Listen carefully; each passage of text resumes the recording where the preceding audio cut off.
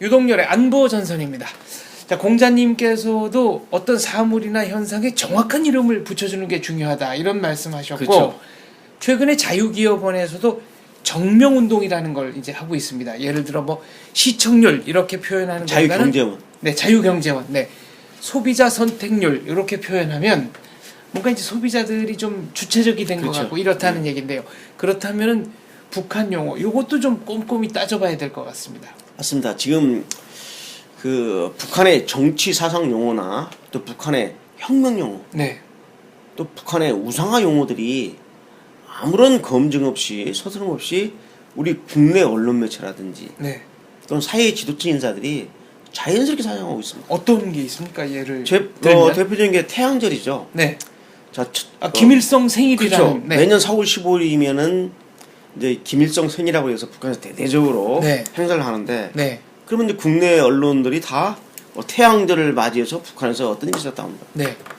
태양절이라는 것은 김일성을 신격화해가지고 태양에 비유한 거거든요. 네. 완전히 한 인간을 우상화, 신격화시킨 건데, 김일성이 누굽니까?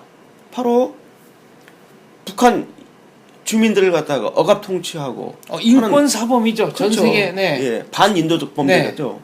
그리고 폭압 통치자인데 또 6.25 남침전을 일으켜서 책임자고요. 네. 빅을 일으킨 희대의 장군이고, 독재자고. 희대의 독재자인데, 이런 사람을 태양에 비춰가지고 신격하는데 사용되는 용어를 네. 우리가 태양절 무비판적으로 쓰고 정말 있습니다. 이거 부끄러운 일이죠. 네.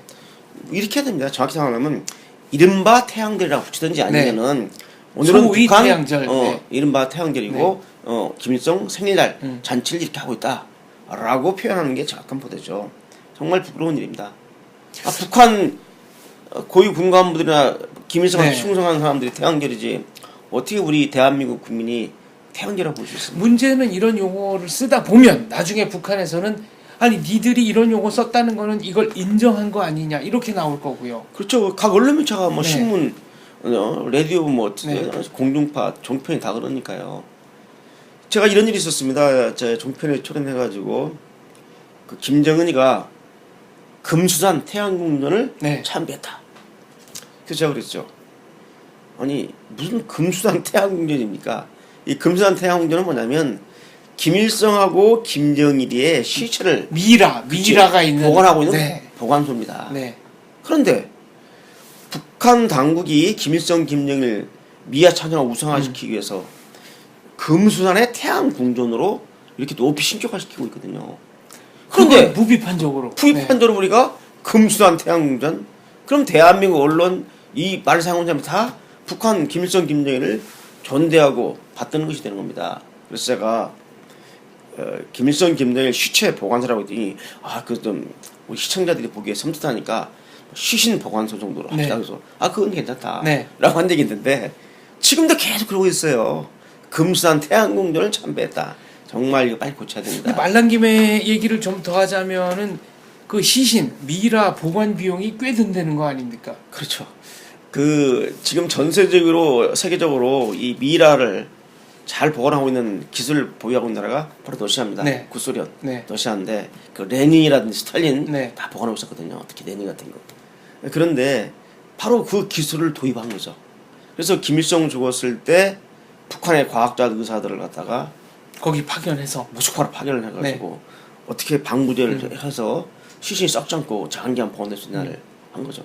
거기에 들어간 돈이 지금 화폐가로 따지면은 한 몇십억이 넘습니다. 이야, 이게 굶어 죽는 사람 그렇게 많은데. 그렇죠. 없는 거죠. 그리고 더 문제는 그 시신도 아무리 미라지만 계속 세포가 괴사해가지고 계속 바꿔줘야 된다면서요. 계속 그걸 갖다가 우리 요새 사용하는 업데이트를 해줘야 됩니다. 그러니까 부품을 계속 부품을 받아주는 거네요. 하드웨어를 계속 바꿔줘야 되는 거죠. 엄청난 비용이 들어서 이런 말을 합니다. 살아있는 북한 인민보다도 죽은 김일성이가 호강을 하고 살아있는 인민들보다도 죽은 김일성의 생일잔치에 엄청난 돈이 소요되니까요. 천문학적 액수이기 때문에.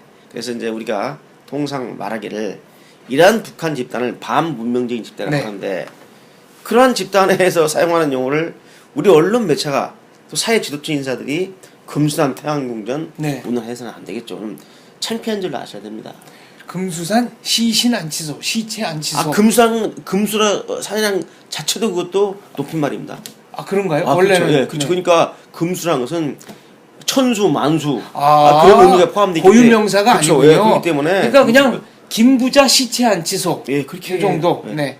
하시면 될 겁니다. 그 다음에 이제 하나 재밌는 게 이 북한군을 인민군이라고 그래요. 네. 인민군. 이 원래 이제 정식 명칭은 조선인민군입니다.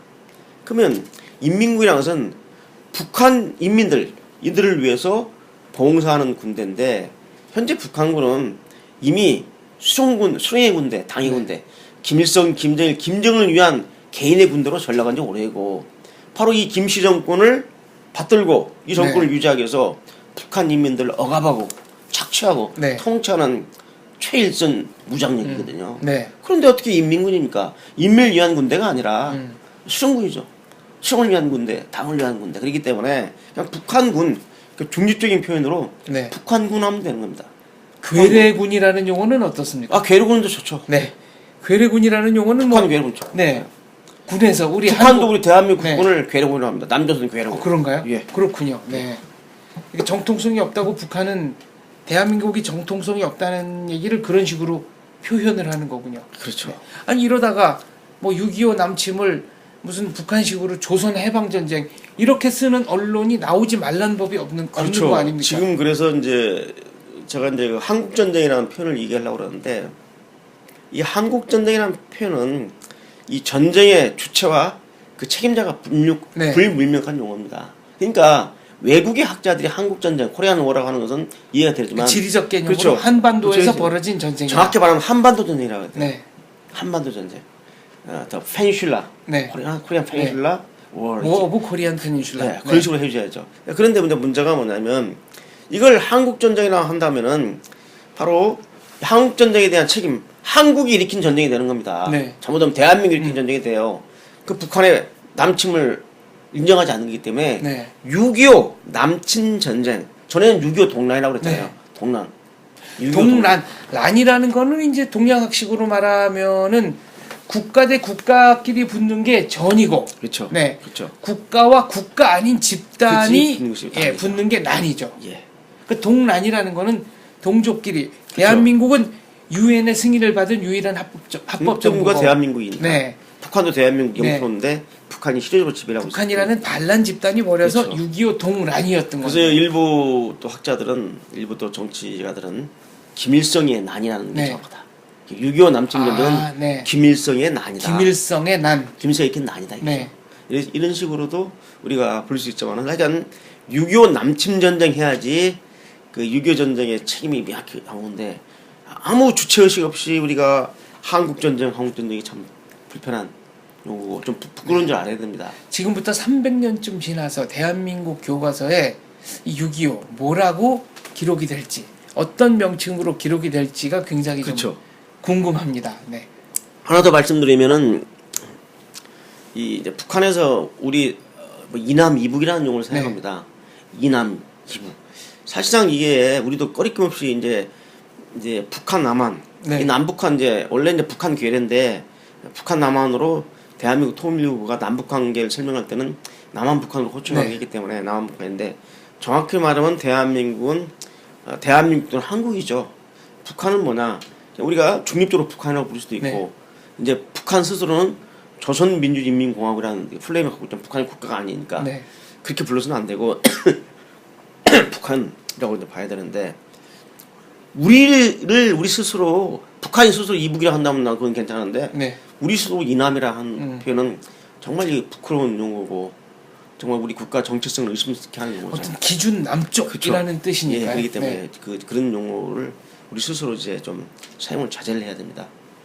그러니까 무심히 쓰는 용어들이 결국은 북한의 선전선동술에 넘어가는 결과로 이어질 수 있기 때문에. 그렇죠. 그다음에 이제 제가 그 김정은 제1국방위원장, 뭐 김정은 제1총비서 이렇게 호칭을 해라고 하는데 그 제 기억에 이제 6.15 공동선언 직후에 제가 모 TV 그 토요일에 하는 난상토론이라는 생방송 토크 프로에 나갔는데 제가 계속 김정일 했어요. 그랬더니 이제 그 프로그램 중에 그 방청객들한테 직접 생방송인데 질문할 기회를 주는데 한 분이 딱 일어나셔가지고 저한테 왜 윤석열 연구관께서는 왜 김정일 국방위원장이라고 호칭하지 않고 김정일 하는 것이냐. 지금 6.15 공동선언 남북 화해 모드로 가고 이 평화 모드를 깨는 거냐. 그렇죠. 그 다음에 우리 대통령조차 김정일 제1국방위원장으로 호칭을 하는데 그때가 이제 김대중 대통령 그렇죠. 때죠. 왜 그렇게 하느냐. 북한을 적으로 보는 그런 대적관념이 사로잡힌 게 아니냐. 그래서 제가 사실 당황을 했습니다. 생방송인데. 그래서 제가 바로 답을 했죠. 예. 제가 김정일 님 하면은 내가 존대하는 것입니다. 내가 김정일 놈 하면은 하대하는 것입니다. 저는 이게 방송이기 때문에 제가 가지고 있는 이 김정일에 대한 생각으로는 김정일 놈도 부족한 표현이지만은 이게 방송이기 때문에 중립적인 용어인 김정일 사용했다. 근데 뭐가 잘못됐느냐? 지금 나한테 김정일 님이라고 올리라는 거냐? 하고 내가 면박을 한번 준 바가 있어요. 그랬더니 뭐라 그랬던 더 이상 말하고 못다 한다.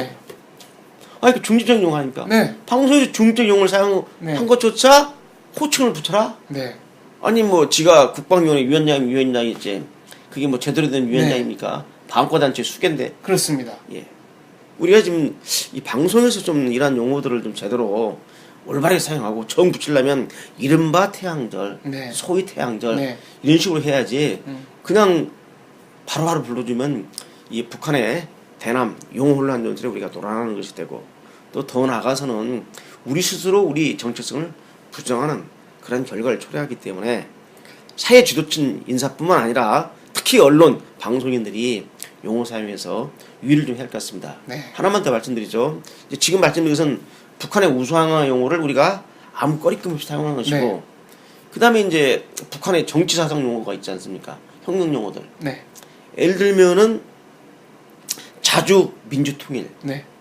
이 자주 민주통일이라는 것은 정말 자주적으로 민주로 통일하자. 너무 좋은 용어인데. 주한미군 나가라는 얘기네요. 그렇죠. 근데 북한이 말하는 자주 민주통일은 그 우리가 생각하는 자주 민주통일이 아닙니다. 자, 남북이 합의한 자주는 뭐냐? 외세 개입 없이 우리 민족의 역량으로 통일하자는 거죠. 그런데 여기에 동의하면서 북한은 딴짓 할 겁니다. 지금 북조선은 자주적 정서가 조성되어 있는데 남조선은 비자주적 정서가 조성돼서 통일이 안 된다.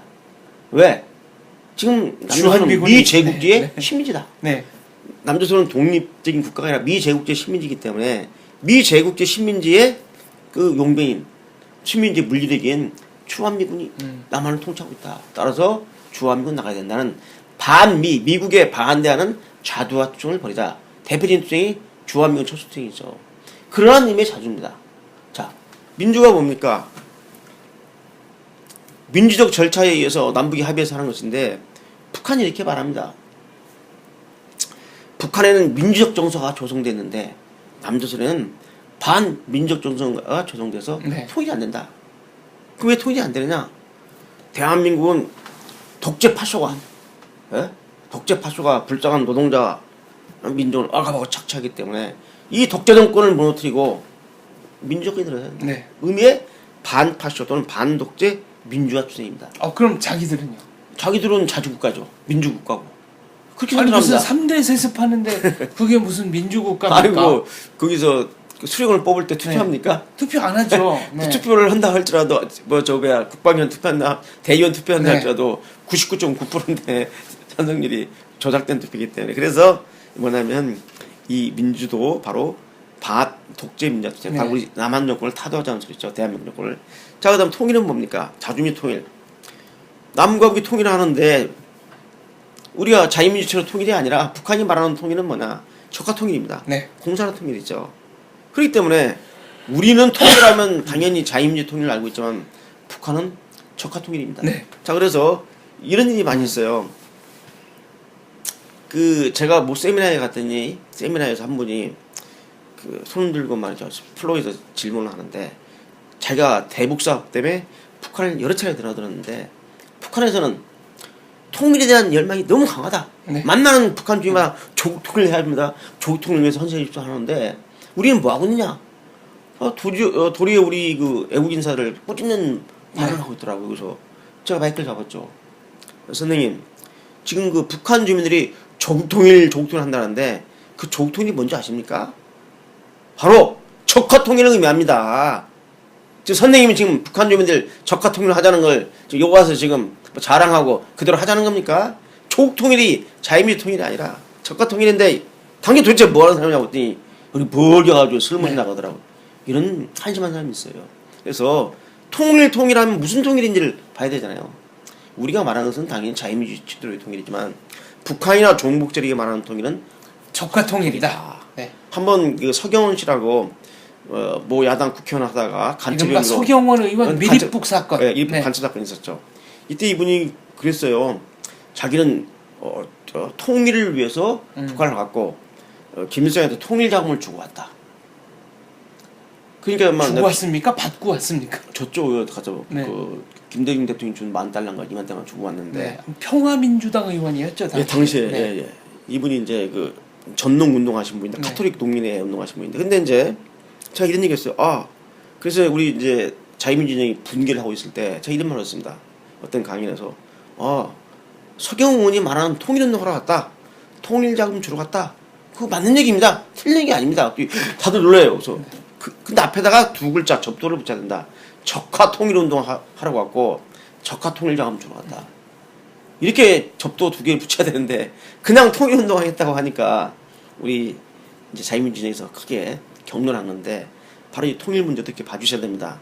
이런 정치적인 용어 또 용어들이 많이 있지만은 예를 들면 이제 그 진보 보수라든지 네. 북한에서 상투적 말하는 양심수라든지 뭐 전쟁 세력 평화 세력이라든지 이런 문제는 다시 한번 이 문제만 가지고 한번 별도로 장을 한번 마련하겠습니다. 끝으로 제가 당부드리고 싶은 얘기는 뭐냐면 이 북한이 이른바 용어 혼란 전술을 사용해서 우리 국민의 사상과 감정과 인성을 갖다가 자연스럽게 친북한 쪽으로 만들기 위해서 용어 혼란 전술을 구사하고 있고 우리가 거기에 말려들면 안 된다는 거죠. 따라서 이제 방송부터 언론부터 좀 더 이런 용어 순화 작업을 벌여가지고 용어 정확을 작업을 벌여서 북한 용어를 무비판적으로 여갑 사용하는 이런 우를 범하면 안 되겠다. 또 우리 스스로도 바로 그러한 용어 사용에서 신중을 기해야 된다라고 말씀드리고 싶습니다. 통일은 자유 통일이어야 한다. 그렇습니다. 네. 이렇게 정리하면 되겠습니다. 감사합니다. 네, 감사합니다.